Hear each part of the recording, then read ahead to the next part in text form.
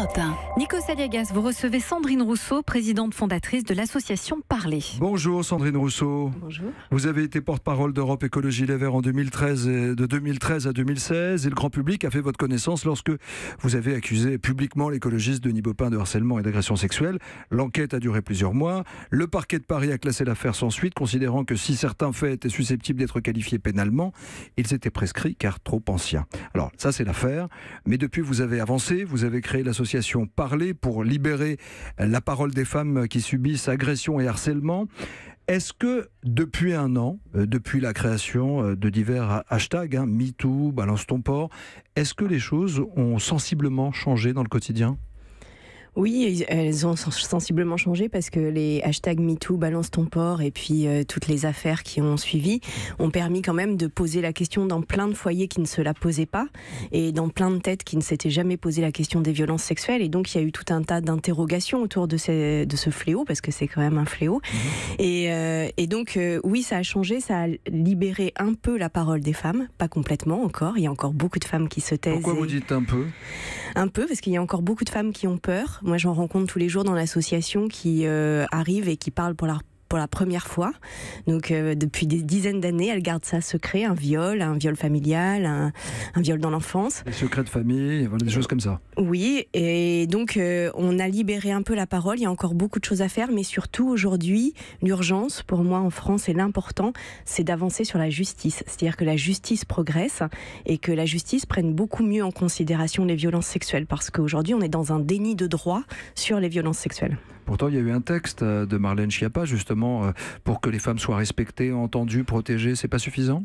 Il faut que ça soit mis en application et il faut aussi qu'il y ait des condamnations, parce qu'aujourd'hui, sur les hommes qui se comportent comme ça, qui sont une infime minorité, mais qui sont des délinquants, voire des criminels quand c'est des viols, ces hommes-là, encore une fois, en infime minorité, doivent être condamnés. Et une fois qu'ils sont condamnés, une fois que la justice passe pour les femmes, eh bien, il faudra aussi accepter que ces hommes-là reviennent. Parce que c'est comme ça qu'on aura un débat apaisé sur les violences sexuelles en France. Vous dites la parole, libérer la parole. Est-ce que c'est suffisant, une parole ?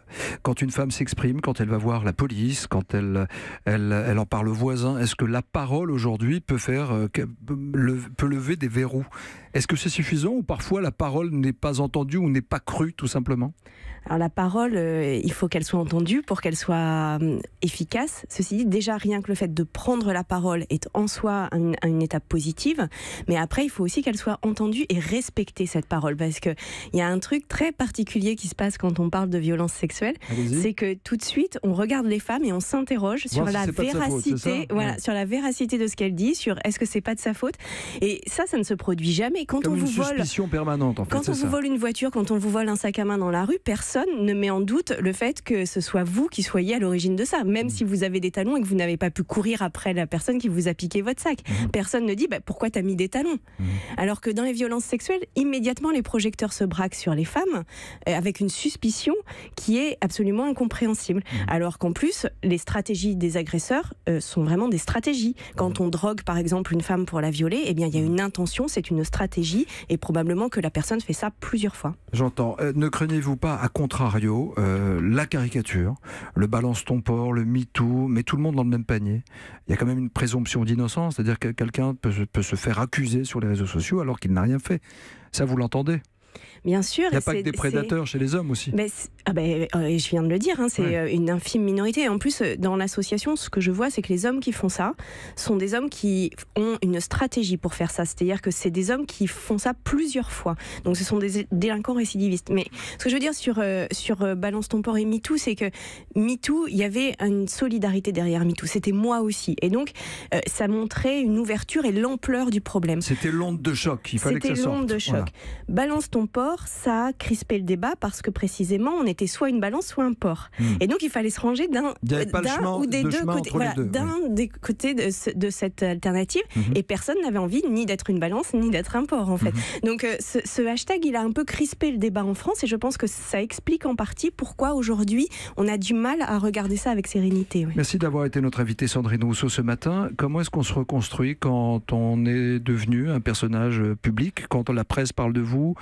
Comment est-ce que vous, à titre personnel, Vous vous êtes reconstruite? En aidant beaucoup les autres femmes, et ça m'aide beaucoup, et en mettant aussi ça dans le débat public, en disant ce que j'ai vécu moi doit servir à d'autres, à d'autres pour être reconnues dans ce qu'elles ont vécu ou pour ne pas le subir.